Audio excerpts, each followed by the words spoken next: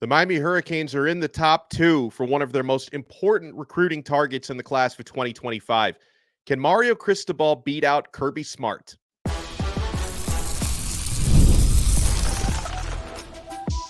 You are Locked On Canes, your daily podcast on the Miami Hurricanes, part of the Locked On Podcast Network, your team every day. Happy Friday. We made it. I am Alex Donno, University of Miami alumnus, longtime South Florida sports radio vet and writer for allhurricanes.com. Thank you so much to the everydayers for making Locked On Canes your first listen and your first watch today. We're available free wherever you get your podcasts. We're free on YouTube. We're part of the Locked On Podcast Network, your team every day. Today's episode is brought to you by Game Time. Download the Game Time app, create an account, and use code Locked On College for $20 off your first purchase. Terms apply. On this episode, we will talk about the reality of conference realignment, because somebody out there was really panicked about, whether or not Miami's going to get left out of this situation. Miami has one of their most important young players on campus now. Justin Scott, five-star defensive tackle signee, has arrived. He's moving in this weekend. We will talk about a commit that Miami lost. Had a decommit last night from the class of 2025. We'll tell you why and what happens next. But first, Miami Hurricanes have made the top two officially for one, maybe unofficially for another of their most important recruiting targets, a couple of local guys. Let's start with cornerback Chris Ewald Jr. out of Chaminade-Madonna. Miami is officially in the top two here.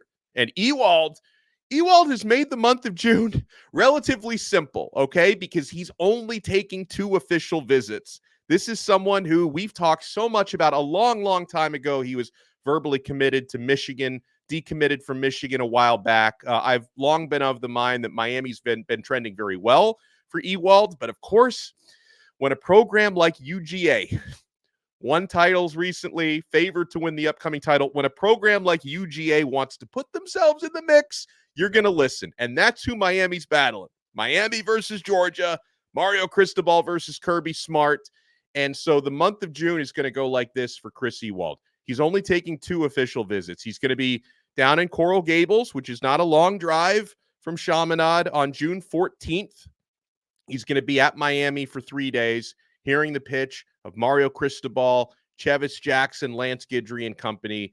And then the following week, June 21st, he's going to head up to Athens, Georgia, to hear what Kirby Smart has to say. And then, according to Gaby Urrutia at Inside the U, he's not going to deliberate for very long after that. Chris Ewald plans to make his decision, make his announcement on June 27th. So if that timeline goes to plan, we're going to know in less than a month whether Chris Ewald is going to pick Miami or he's going to pick Georgia. Now, as far as the intel that I'm getting, I had a conversation about Ewald with our recruiting overlord off the air yesterday, Brian Smith, who told me he does favor Miami. He believes Miami to be in the lead over Georgia. And listen, you can imagine the reasons why, right? Close to home. Obviously, he's got family members, doesn't want to have to go far away. Not that Athens, Georgia is that far, but South Florida is the crib.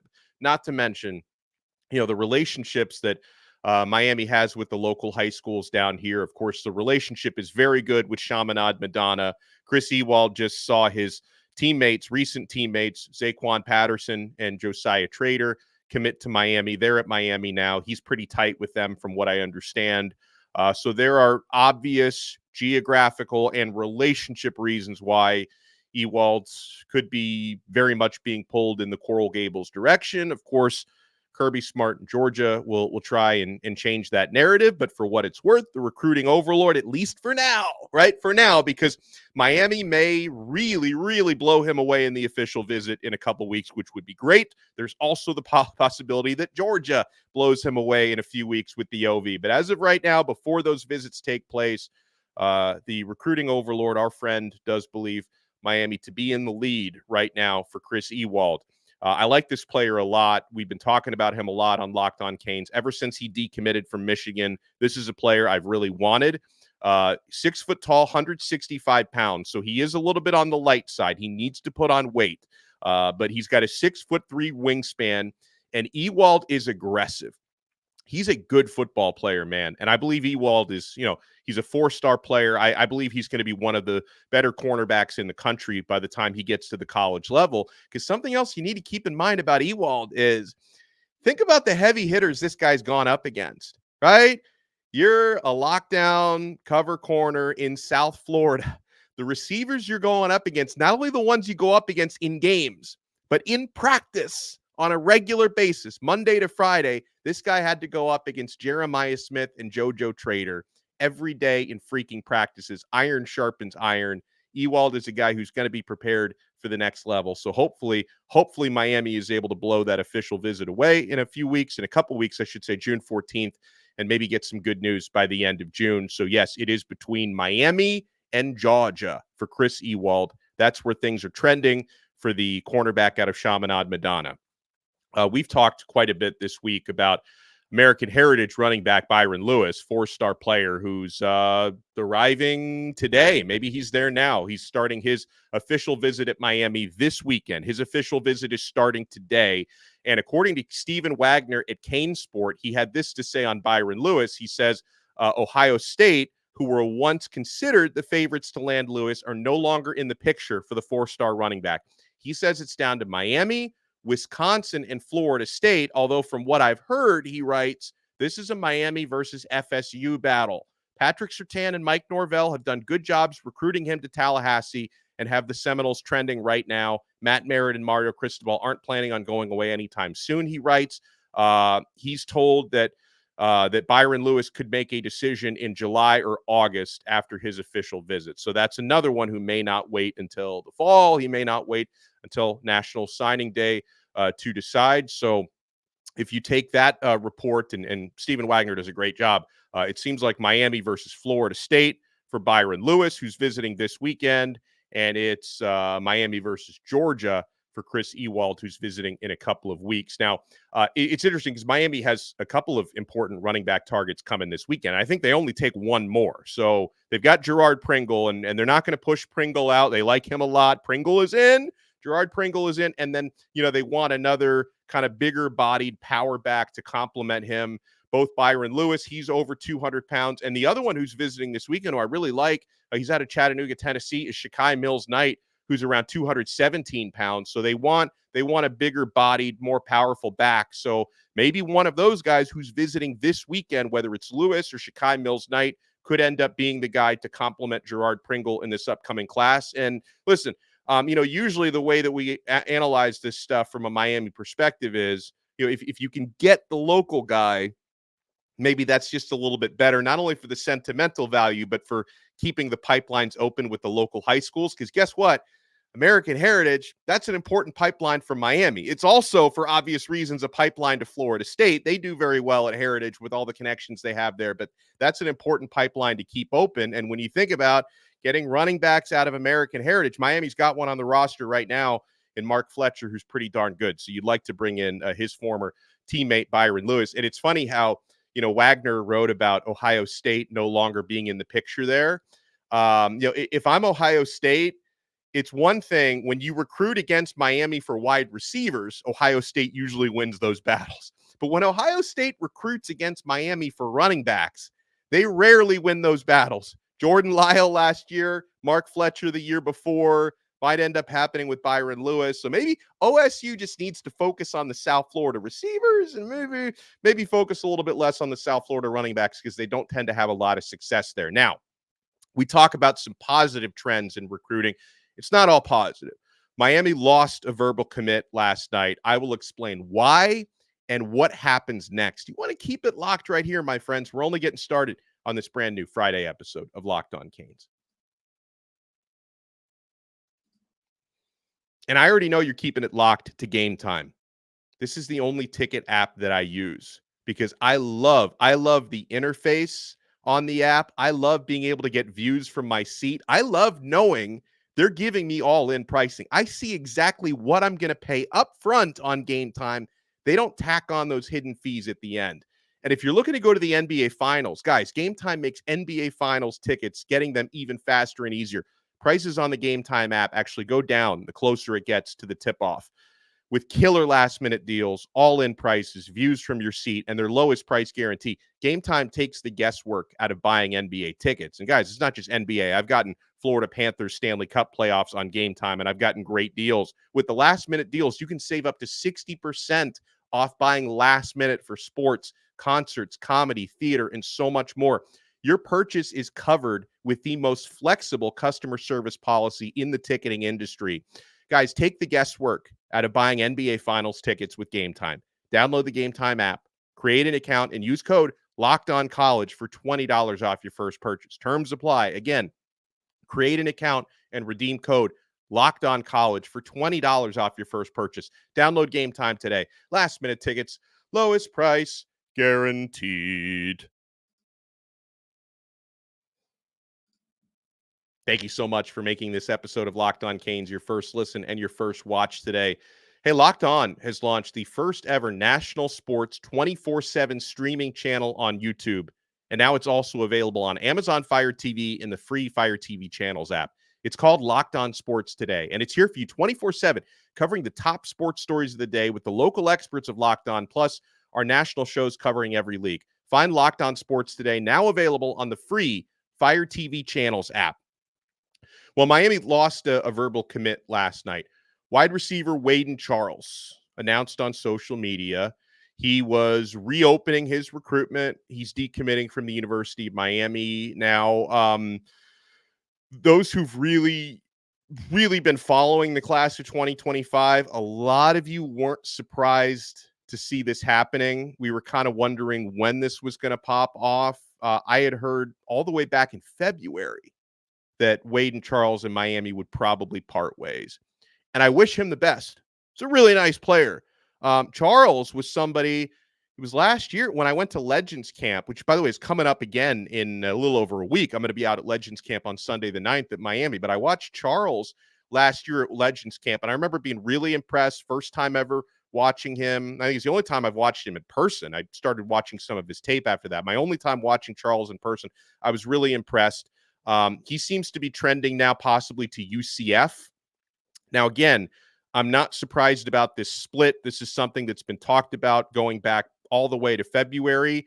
From what I understand, the split here it's coming mostly from Miami's side. Now, Waden Charles, remember, he committed to Miami all the way back in September of last year, and recruiting evolves, guys. Miami's wide receiver board has changed a lot since then in terms of their class of 2025 targets. I think maybe the priorities changed of like the type of receivers Miami was looking at. So again, I think that this was something Miami was not caught off guard by this. I'll say that. And I think they're going to be now focusing their wide receiver efforts elsewhere. Miami's in the mix for a lot of different guys. Obviously, with some of these, they have a better chance than others. But some of the receivers we know Miami's been recruiting very heavily, guys who are going to be visiting in June. Tyler Williams, probably already here now. He's visiting this weekend. Cortez Mills from Homestead. Dallas Wilson from Tampa, who is an Oregon commit, but Miami seems to be in a decent shape for flipping him. Miami obviously very high on Jaime Ffrench, and I know the Hurricanes are currently third on his list behind Texas and I believe LSU, but we'll see how the month of June plays out there. Joshua Moore from West Broward, who's visiting later this month. Miami's very interested in.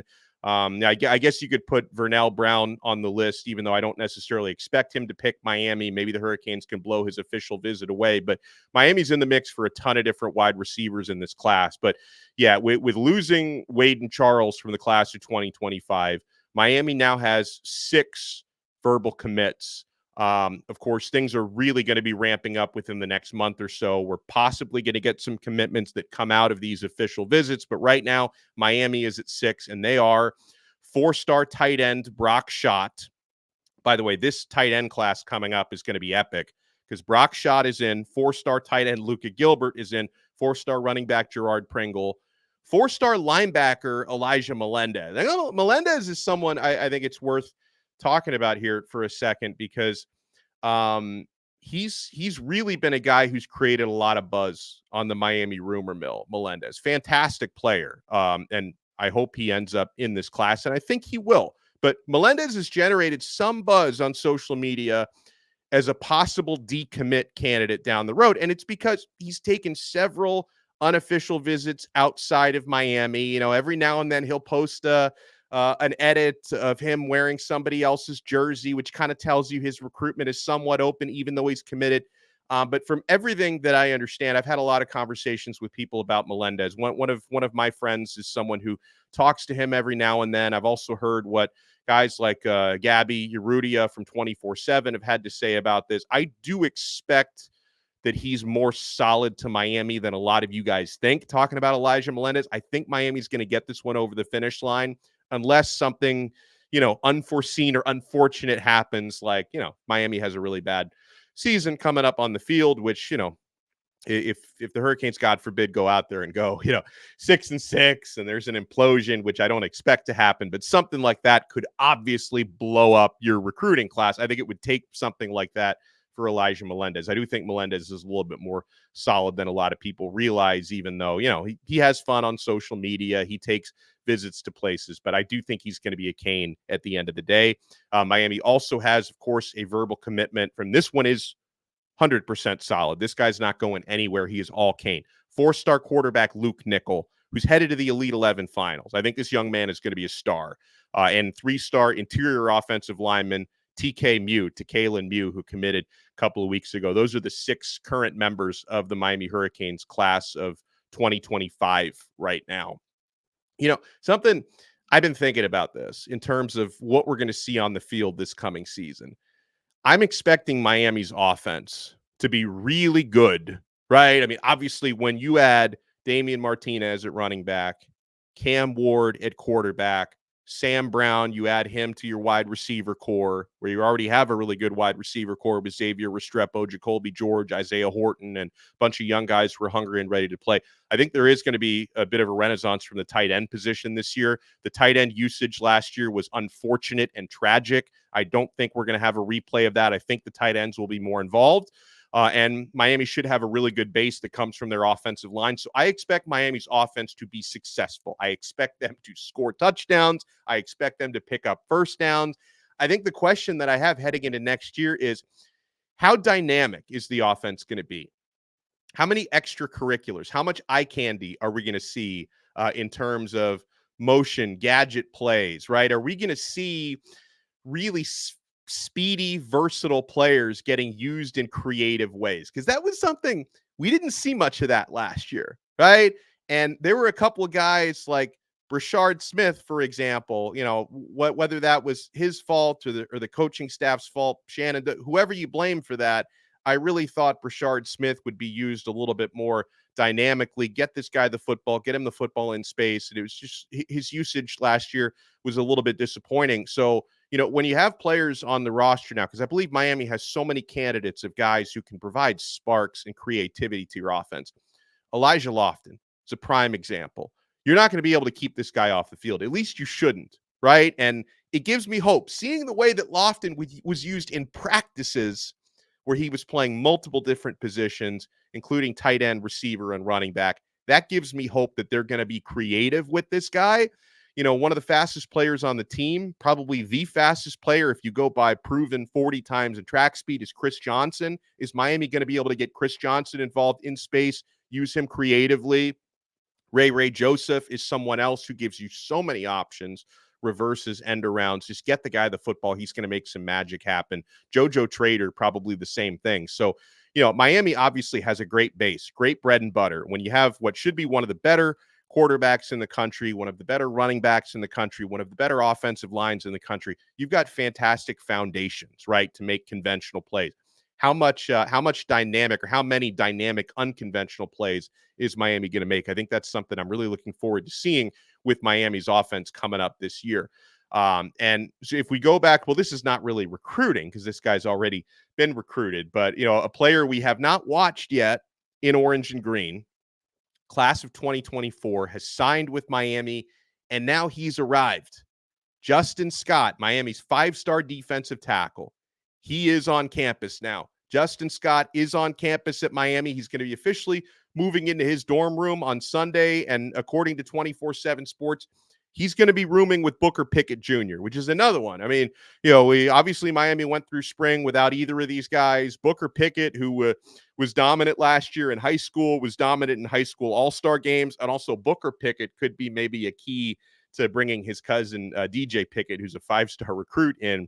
It's cool to see Booker Pickett and Justin Scott are going to be rooming together. Scott, crown jewel of Miami's recruiting class this past year, 6'4", 310-pound, 5-star defensive lineman out of Chicago. We got so much more coming up here on this episode of Locked on Canes. Somebody asked me who's going to lead the team in touchdowns, interceptions, sacks. I want to get into that. Also, I want to talk somebody off the ledge when it comes to their fears about conference realignment coming up. Plus, let's talk about local players, right? Because we talk about a lot of players. Miami's recruiting, this guy from California, these guys from Louisiana. What about the local players?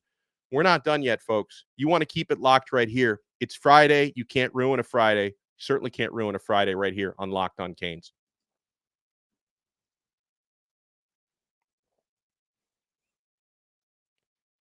Thank you so much for making Locked on Canes your first listen and your first watch today. And guys, by the way, this is not going to be our only episode today. We might have one or two more episodes. We are going to have an afternoon episode or an evening drop. Bruce Warner's going to join me. We're going to have some debates this afternoon. It's not a Truth Teller Friday. It's a lightning round Friday. We're going to have a conversation later today, Bruce and I. I might be, I'm not sure yet, but we might be interviewing some Hurricanes players later on today. So you want to make this channel, like bookmark it or something. Make us your homepage, Locked on Canes on YouTube or Locked on Canes on Apple Podcasts or Spotify. Whether you listen to us or you watch us and listen to us, thank you so much for making us your first listen each and every day. All right, so I get a question from our friend Ardrey in Pensacola who says, who's going to be the leader in receiving touchdowns, rushing touchdowns, sacks, and interceptions? Now, his guesses were, he says Isaiah Horton in receiving touchdowns. He says Fletcher in rushing touchdowns. He says Bain with sacks. He says interceptions, Damari Brown. So, okay, my most of my guesses are different than yours. I think with receiving touchdowns, now, okay, here's the thing. Jacoby George last year had more receiving touchdowns than Xavier Restrepo, who's back. Restrepo had more yards. George had more touchdowns. Sam Brown comes in off of 815 yards in Houston last year, but he only had 3 touchdown catches. Isaiah Horton, obviously, I'm bullish on Horton. You guys know that, but I'm just going to play it safe here, and I'm going to assume Jacoby George will probably lead the team in receiving touchdowns. But if not him, it could be a tight end.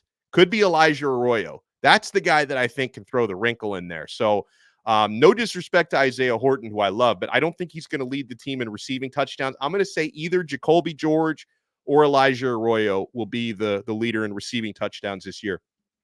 As far as rushing touchdowns go, Damian Martinez, I think, is going to play more snaps than Fletcher. They're both power backs, so it's not as if you would take Martinez out in the red zone to put Fletcher in. Damian Martinez, to me, I think he's going to lead the team in yards and in touchdowns this year, so I go with him.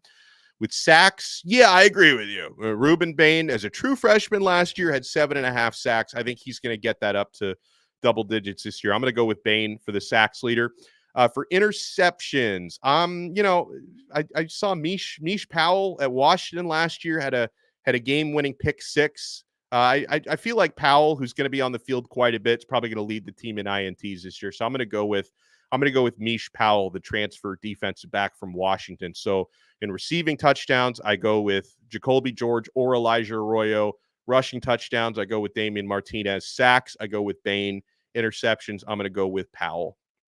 We get another question that says, hey, there's been a lot of talk about the cornerbacks from Louisiana. What happened to the South Florida guys that were talked about a lot at the beginning of the year? Now, I think I've already partially answered this question because we spent like the first 6 minutes today talking about Chris Ewald. That's a South Florida cornerback that Miami is very much in the mix for. And also Ben Hanks Jr. out of Booker T. That's someone that Miami is very much in the mix for, despite the fact that his father is a former Florida Gator. I don't think that they're really cool with the Gator program right now. I think Hanks has primarily been trending towards Miami. So Miami is very much in the mix with South Florida cornerbacks. Now, Miami is going to get linked with a lot of players out of Louisiana. And you mentioned corners out of Louisiana. I think you're talking about Jabari Antoine and Aiden Anding.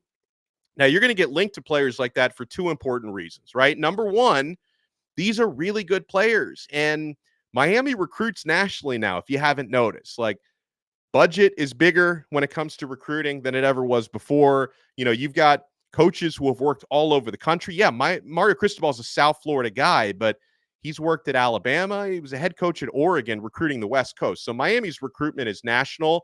And when it comes to Louisiana specifically, you're going to be in the mix for a lot of Louisiana guys when your defensive coordinator is Cajun and your offensive coordinator is Cajun, and they have so many connections to that area. So do some key members of Miami's recruiting staff as well have connections to Louisiana. So that is bound to happen. But yes, South Florida recruiting should be, and I believe still is, the bread and butter there. We get a question from our guy. Or who is this from? I thought this is from Pat Mack, but I think this is from someone else. I apologize if I don't know who this is from. He says, hey, just how incompetent is the NCAA that they couldn't foresee all the issues that college sports is now facing because they were so obtuse in allowing changes to student-athlete compensation for so long? Did they honestly believe that an adult wouldn't be able to use their own likeness for gain, and that policy would be upheld for its constitutionality? Seems to me that what we're going through could have been totally avoided if there were competent people at the NCAA for the past decade or so.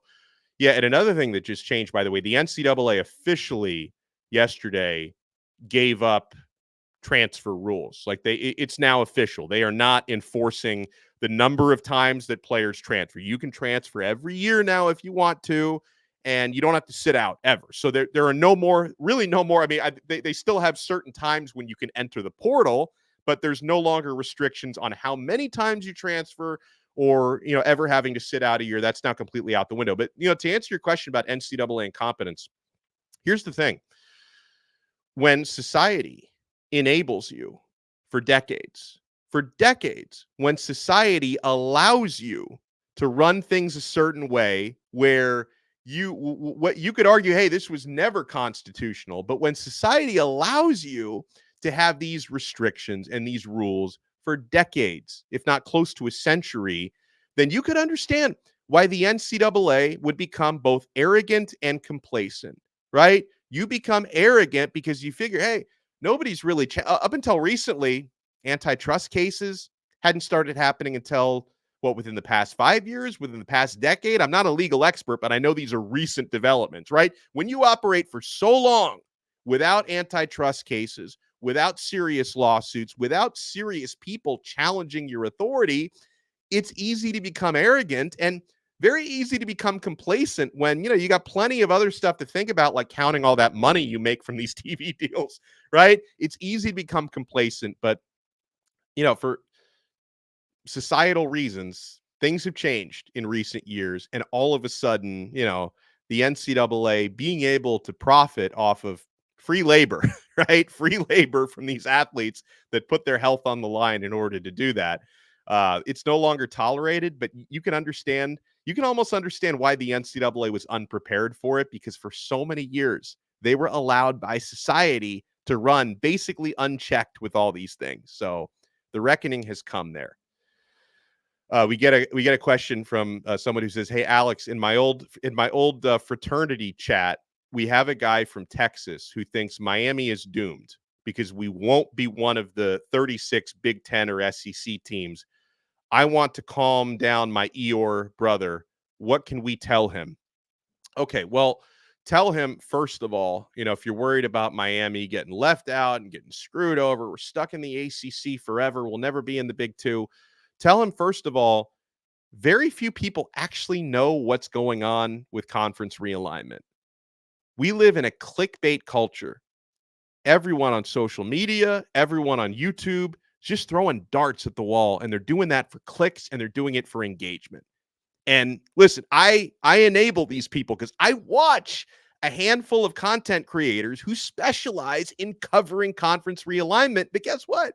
These people are constantly contradicting themselves because the buzz and rumors change from week to week on, Is the SEC expanding? Are they not? Is this school in the SEC or in the Big Ten? Like it's always evolving and changing. So, okay. If and when, and I think when Florida State and Clemson eventually leave the ACC, I think that's when things are really going to ramp up and the floodgates might open, right? When they get out, how much are they paying? What's the settlement? Is the grant of rights still valid? That's when the floodgates could open. So I think the worst case scenario for Miami would be maybe you get stuck in a bad situation for a few extra years, but in the long term, I believe things will work out, especially if Miami wins on the field. If you put a great team on the field this season, you can quickly become more attractive. If you're worried right now because, some burner account on Twitter says, "Oh, Big Ten and SEC have no interest in Miami. You guys are screwed. You guys are stuck." Well, that burner account might change their tune in a week or in 6 months. This sort of stuff happens all the time. We have to sit and let this play out because, it is being widely reported and widely understood that Florida State and Clemson probably have bids to the Big Ten. But at the same time, like I was reading Gary Furman at CaneSport, he says that someone, claims that someone who's pretty well connected with this stuff has told them they don't necessarily have bids and that they're assuming or hoping that they'll get them. So I don't know what's true and what's not, but some burner account on Twitter doesn't necessarily know what's true and what's not. So we're just going to have to sit. And here's my advice. If you're a Miami fan, don't worry about what conference you might be playing in 2, 3, 4 years down the road. Cross that bridge when you get to it. Right now, worry about the fact, or, be excited about the fact that you have what looks like a really talented team that's expected to do good things on the field this year. Let's focus on that. Let's focus on trying to win 10, 11 games. Let's focus on trying to win the ACC. Let's focus on hoping Cam Ward goes out there and lights it up this year and that Mario Cristobal can at least partially redeem himself for all of these narratives about how this guy can't coach, right? So let's focus on that. Let's, the conference realignment stuff, it's out of anyone's control right now. We're going to have to wait to see how the dust settles on a lot of that. Thank you guys so much for making Locked On Canes your first listen and your first watch today.